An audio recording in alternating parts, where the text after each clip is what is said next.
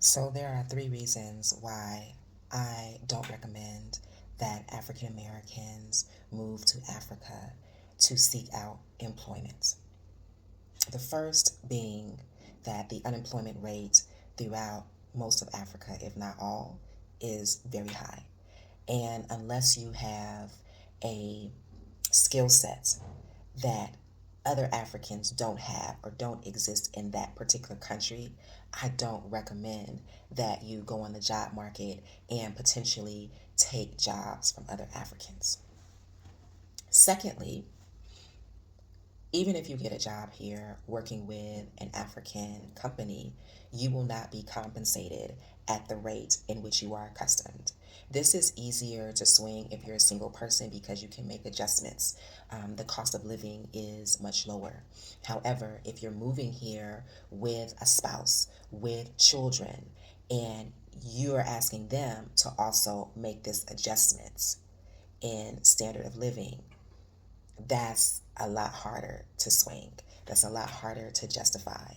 I do know people that come here and they work for international organizations, and sometimes they're paid better than what they would normally make in the US, as in international teachers, and sometimes they make considerably less.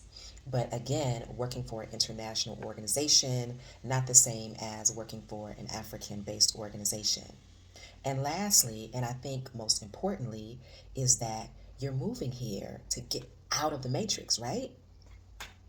Isn't that why you're leaving the US? Because you want to exit the matrix. You've taken the red pill, you've seen the bullshit for what it is. So now that you've done that, why would you move here and hop into another matrix? Now, this matrix, it's not as stressful, it's not as demanding and all consuming, but it's still a matrix, which means that you'll still have to play by those rules.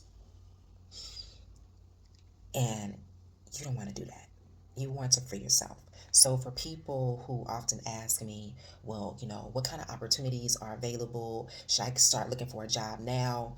My response is start looking at the gaps in certain industries, what is needed here, and then put a business plan in place for your entrepreneurial journey. And don't reinvent the wheel. If there are organizations, companies, entrepreneurs on the ground in the same space that you want to be in or that you're already in, think about partnering with them. And that's my advice.